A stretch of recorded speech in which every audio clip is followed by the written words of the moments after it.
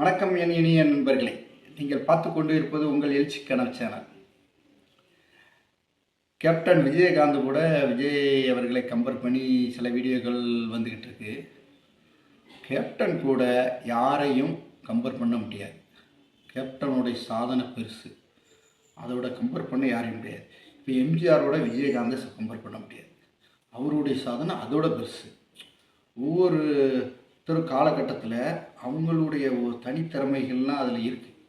சும்மா யாரையும் டப்புன்னு கொண்டு அவங்களோட ஒப்பிட முடியாது. இப்போ எம்ஜிஆர் எடுத்துக்கிட்டிங்கன்னா, அவர் காலகட்டத்தில் அவர் ஒரு உச்ச நடிகராக இருந்த போதிலும் அந்த உச்ச நடிகரை தாண்டி அவர் திமுகங்கிற அரசியல் கட்சியில் இருந்தார், பொருளாளராக இருந்தார், ஒரு எம்எல்ஏ இருந்தார், பொறுப்பில் இருந்து அந்த கட்சியிலேயே இருந்து வந்தார். அண்ணாதுரை அவர்கள் கூட பேசும்போது கடைசியாக தான் எம்ஜிஆர் அவர்கள் பேச விடுவார். கலைஞர் அண்ணாலாம் பேசின பிறகு தான் எம்ஜிஆர் பேசுவாராம். எங்கேயுமே எந்த பொதுக்கூட்டத்துலேயுமே கட்சியோட தலைவர் தான் ஃபஸ்ட்டு கடைசியில் பேச விடுவாங்க. ஆனால் இங்கே இதில் எம்ஜிஆரை தான் கடைசியில் பேச விடுவாங்க. ஏன்னா கூட்டம் கலைஞ்சி போயிடும். கூட்டங்கள் அண்ணாதுரை கலைஞர் பேசுகிறதுக்கு மக்கள் கேட்கணும் அப்படிங்கிறதுக்காக எம்ஜிஆரை கடைசியில் பேச விடுவாங்க. அந்த அளவுக்கு எம்ஜிஆர் அந்த கட்சியில் வலிமை பெற்றிருந்தார் திமுகவில். அந்த நேரத்தில் அண்ணாதுரை பல பேட்டிகளை சொல்லுவாங்க, எம்ஜிஆர் தலையை காட்டினாலே 30 லட்சம் ஓட்டுன்னு. அவ்வளோத்துக்குள்ளே அந்த கட்சியில் எம்ஜிஆருக்கு ஒரு முக்கியமான இடம் இருந்துச்சு. அந்த கட்சி வளர்ச்சியிலையும் திமுக வளர்ச்சியிலையும் எம்ஜிஆர் பெரிய பங்காட்டியிருந்தார். அப்போது எம்ஜிஆர் அந்த கட்சியை விட்டு வெளியே வரும்போது அவருக்கு சரியான காரணம் கிடைச்சது. கட்சியில் கணக்கு கேட்டார். அதனால் திமுகலேருந்து எம்ஜிஆர் விலக்கப்பட்டார். அப்போ மக்களிடம் எம்ஜிஆர் ஒரு கேள்வி எழுப்பினார். நான் என்ன தவறு செய்தேன் என்னையை நீக்கிறதுக்கு, கட்சியில் கணக்கு கேட்டது தப்பான்னு மக்கள்கிட்ட கேள்வி கேட்டார். அதுக்கு மக்கள் சரியான ரியாக்ஷன் கொடுத்தாங்க. அதே இது எம்ஜிஆர் அப்போ ஜெயிக்கும்போது 33% வாக்குகள் எடுத்து ஜெயிச்சிருந்தார், கூட்டணி கட்சியும் சேர்த்து. திமுக 27% வாக்குகள் எடுத்து தோல்வியிட்டிருந்தாங்க. ஆனால் திமுக ஆதரவோட எம்ஜிஆர் திமுக ஒன்றா இருந்து அந்த முந்தின தேர்தலில் சந்திக்கும் போது 52% வாக்குகள் எடுத்திருந்தாங்க. எடுத்து தான் வெற்றி பெற்று கலைஞர் முதலமைச்சராக இருந்தார். அப்புறம் திமுகலேருந்து எம்ஜிஆர் வந்தோடனே திமுகவில் பாதியை உடைச்சிட்டு வந்தார் எம்ஜிஆர். அதுதான் அவருடைய வெற்றிக்கு மூல காரணம். அவர் கட்சியிலே இருந்தது. அதுக்கப்புறம் மக்களோட தனக்குன்னு தனி ஒரு இமேஜை உண்டு பண்ணியிருந்தார். ஏழை மக்களுக்கெல்லாம் உதவி கூட செஞ்சுக்கிட்டு, சினிமா துறையிலேருந்து யார் போய் உதவி செஞ்சாலும் எம்ஜிஆர் உதவி எம்ஜிஆர் அவர்கள் உதவி செய்ததாக தான் நினச்சாங்க. அந்த அளவுக்கு மக்கள்கிட்ட தனக்கான ஒரு இமேஜை எம்ஜிஆர் உண்டு பண்ணியிருந்தார். உதவி பண்ணார், ஏகப்பட்ட மக்களுக்கு உதவி பண்ணார். மக்கள்கிட்ட ஒரு அரவணைப்பாக மக்களோட மக்களாக கலந்து வந்துக்கிட்டு இருந்தார். அதனால் அந்த மக்கள் மீது அவருடைய சினிமாவிலையும் அவர் மக்களுக்கான சில கருத்துக்களை எடுத்து உதவி பண்ணுற மாதிரி மக்கள் கலைஞராகவே எம்ஜிஆர் இருந்தார். அதனால் அவரால் முதலமைச்சராக முடிஞ்சிச்சு. அந்த பழைய அவர் கட்சியில் இருந்தது, கட்சியில் கடந்து பாடுபட்டது எல்லாம் சேர்ந்து தான் அவர் முதலமைச்சர் ஆனார். 132 சீட்டை பிடிக்க முடிஞ்சிச்சு. அதுக்கு அடுத்தாப்புல நிறையா பேர் கட்சி ஆரம்பித்தாங்க. சிவாஜி கணேசன் ஆரம்பித்தார். எம்ஜிஆரும் சிவாஜி கணேசனும் ஒரே இதாக இருந்தாங்க, இரு துருவங்கள். அப்படி இருந்த சிவாஜி கணேசன் அவர்கள் ஆரம்பித்து 1/2% வாக்கு தான் சிவாஜி கணேசன் அவர்களால் எடுக்க முடிஞ்சிச்சு. அதுக்கப்புறம் டி ராஜேந்தர், பாக்கியராஜ், தோளாந்துருத்தின்னு நிறைய பேர் கட்சி ஆரம்பித்தாங்க. அதுக்கப்புறம் சினிமா துறையில் சினிமா நேர்களாக ஆரம்பிக்காமல் கொஞ்சம் நாள் தள்ளி இருந்தாங்க. கடைசியாக ரொம்ப நீண்ட இடைவெளிக்கு பிறகு கேப்டன் அவர்கள் கட்சி ஆரம்பித்தார். எம்ஜிஆர் அடுத்தால கேப்டன் அவர்கள் பெரிய எம்ஜிஆர் அளவுக்கு வெற்றி இல்லைனாலும் அதுக்கு கீழே ஒரு குறிப்பிட்ட அளவு வெற்றி அடைச்சிருந்தார். காரணம் விஜயகாந்துக்கும் காரணம் இருக்குது. அவர் மக்களோட மக்களாக கலந்தார். ஆரம்ப கட்டத்திலேயே அவர் நிறைய உதவிகள் பண்ணார். கேப்டன் அவர்களும் மக்களோட தனக்கான நெருக்கத்தை அதிகப்படுத்தினார். மக்களோட மக்களாக இருந்தார். ஷூட்டிங் ஸ்பாட்டில் மக்களோட மக்களாக பேசுகிறது, சக நடிகர்களோட ஜெயஜமாக இருந்தார். கேபினுக்கெலாம் போகிறது கிடையாது. நடிகர்களோட ஜெயஜமாக இருந்து சினிமா துறையில் ஃபஸ்ட்டு நட்பு வட்டாரத்தை விரிவுபடுத்தியிருந்தார். சந்திரன், சந்திரசேகர், ராதா ரவி, குள்ளமணி அப்படி இப்படின்னு எந்த பாகுபாடு பார்க்காம அனைத்து நடிகர்களையும் ஒரு ஒற்றுமையாக இருந்தார். அந்த இது வாகை சந்திரசேகர் போன்றவர்கள் ரொம்ப ஒற்றுமையாக இருந்தார். அவர் கேப்டன் அவர்கள் ஊமவெளி படம் நடிக்கிறதுக்கு காரணமே சந்திரசேகர் தான். சந்திரசேகர்கிட்ட தான் டிஎஃப்டி மாணவர்கள் அந்த கதைக்கு கதாநாயகனை தேடிக்கிட்டு இருக்குன்னு சொல்லும்போது தான் விஜயகாந்த் அவர் சிபாரிசு பண்ணுறாரு சந்திரசேகர். இப்படி அந்த நட்பு வட்டாரங்களாம் அவருக்கு ஒரு சினிமாவிலையும் ஒரு உறுதுணையாக இருந்து சினிமாவிலையும் வளர்ச்சி அடைஞ்சார். அதே மாதிரி 1984 இலங்கை தமிழர்களுக்காக பனகல் பார்க்கில் வந்து உண்ணாவிரதம் இருந்தவர் கேப்டன்.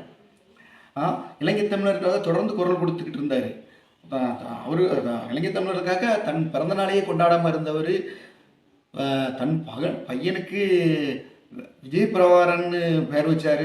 இப்படி நிறையா அவர் மக்களோட ஏன் 1987 இலவச ஆஸ்பத்திரி கட்டி கொடுத்தவர் விஜயகாந்த் அவர்கள். ஒவ்வொரு அரசு மருத்துவமனைக்கும் பெட்டு கட்டில் கொடுத்தவர் விஜயகாந்த் அவர்கள். எங்கே எந்த இயற்கை பேரிடனாலும் ஆளாக போய் பெரிய தொகையை மக்களுக்கு கொடுத்தவர் கேப்டன் அவர்கள். நிதி கொடுத்த பிறகு தான் மற்ற நடிகர்களே கொண்டு கொடுப்பாங்க. அதுவும் கேப்டன் கொடுத்துட்டாரேங்கிற மாதிரி தான் கொடுப்பாங்கன்ட்டு நடிகர் சத்யராஜ் அவர்களே சொல்லியிருக்காரு. அதுலேயும் அந்த நேரத்தில் பெரிய பெரிய உச்ச நட்சத்திரங்களாக இருந்தவங்க, அதிக சம்பளம் வாங்கினவங்க எல்லாம் கொடுக்க மாட்டாங்க.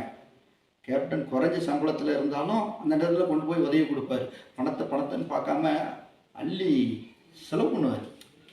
ஒரு கருணை உள்ளம் அவர்கிட்ட இயற்கையாகவே அமைஞ்சிருந்தது. அவருக்கு ஒரு ப்ளஸ் பாயிண்ட். அது தாண்டி மக்கள்கிட்ட அவர் வந்து ஜகஜமாக போய் அவருடைய ஞாயிற்றுக்கிழமை தூரம் ரசிகர்களுக்காக ஒதுக்குன ஒரே நடிகர் விஜயகாந்த் அவர்கள் தான். ரசிகர்களோட இருந்து அவர்களை சாப்பிட வச்சு எல்லாத்தையும் பேசி போட்டோ எடுத்து எல்லாத்தையும் அவங்கவுங்க ஊருக்கு அனுப்பி வச்சுட்டு தான் இருப்பார். அப்படி மக்களோட ஒரு நெருக்கத்தை கொண்டு வந்தார். புரட்சிகரமான படங்களை எடுத்து மக்கள்கிட்ட இருந்தார். அதெல்லாம் தாண்டி அவர் ஒரு தைரியசாலி. அந்த தைரியம் போல்டு யாருக்கும் வராது. கேப்டனாலே அவர் கெத்தா அந்த இது எந்த நடிகர்கிட்டையும் நம்ம பார்க்க முடியாது. அது அவருக்கு அரசியலில் ஒரு ப்ளஸ் பாயிண்டாக வந்துச்சு. மக்கள்கிட்ட நல்ல பேர் எடுத்திருந்தார். எல்லா நடிகர் ரசிகர்கிட்டையும் இவருக்கு நல்ல பேர் இருந்துச்சு. அவங்க மற்ற நடிகர்களை ரசித்தாங்க, இவருடைய குணத்தை ரசித்தாங்க. மற்ற நடிகர்கள் நடிப்பை நடித்தாங்க, விஜயகாந்த் அவர்களோட குணத்தை ரசித்தாங்க மக்கள்.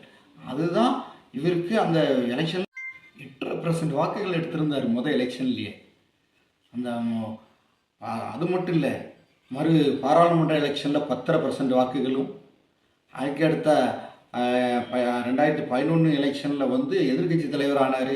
2014 இவர் தலைமையில் ஒரு கூட்டணி உருவாக்கி இவர் கட்சியில் உள்ளவங்க வெற்றி பெறாட்டாலும் மற்ற கட்சிகளும் 2 பேரை வெற்றி பெற வச்சார், எம்பி ஆக்கி விட்டார்.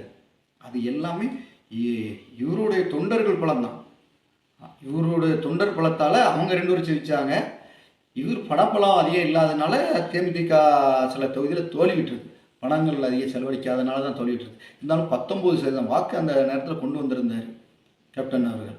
அதுக்கப்புறம் 2014க்கு பிறகு அவருடைய உடல்நிலையில் பல மாற்றங்கள் நிகழ்ந்தது.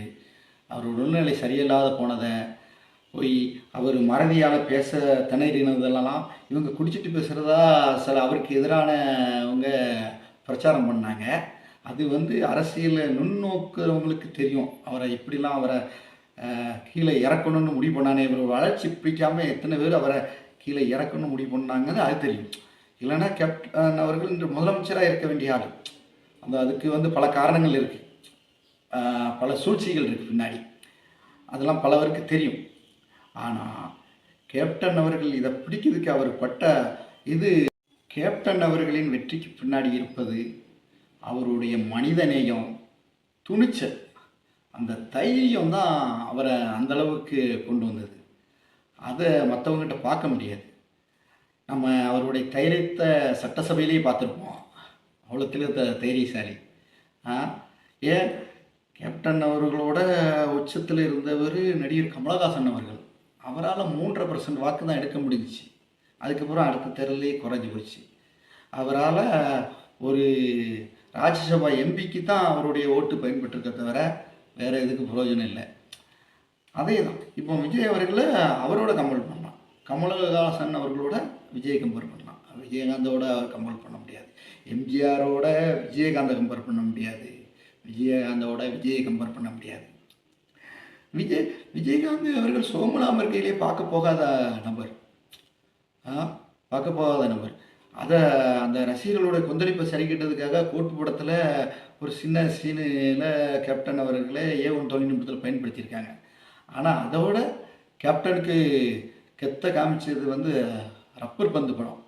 ரப்பர் பந்து படம் தான் கேப்டனோட கெத்த காமிச்சு. கேப்டனுக்கு ஒரு மரியாதை கொடுத்த படம் ரப்பர் பந்து.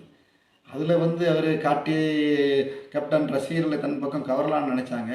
ஆனால் கேப் கேப்டன் ஒன்று மட்டும், கேப்டன் எங்கே இவர் எங்கே, கேப்டனோட கூடாதீங்க. அவர் பப்ளிக்கில் ஒரு பிரச்சனைன்னா வேட்டியை மடிச்சுக்கிட்டு வந்து நிற்பார் பப்ளிக்கில். அடி இவரால் முடியுமாங்கிறத பார்த்துக்குவேன். அதனால் கேப்டன் அவர்கள் வேறு, இவர் வேறு. எம்ஜிஆரோட கேப்டனை கம்பேர் பண்ணக்கூடாது தான், கேப்டனோட வேறு யாரையும் கம்பேர் பண்ண முடியாது. இவர் தனியாக ஆளுமை. அந்த சாதனையை நம்ம யாராலையும் சாதிக்கிறது கடினம்.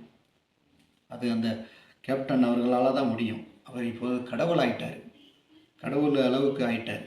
மக்கள் ஒரு நல்லவன் பிறந்தா நல்லவன் தான் கடவுளாக முடியும், மனுஷன் தான் கடவுளாகிறத நிரூபித்தவர் இப்போதைய கேப்டன் அவர்கள். மனிதன் தான் கடவுளுங்கிறதையே நிரூபிச்சிருக்கார்.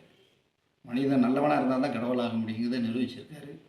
எனவே கேப்டன் புகழை யாரும் குலைக்கிறதுக்கு முடிவு பண்ணாதீங்க. கேப்டன் புகழ் வளர்ந்துக்கிட்டே இருக்கட்டும். நன்றி, வணக்கம்.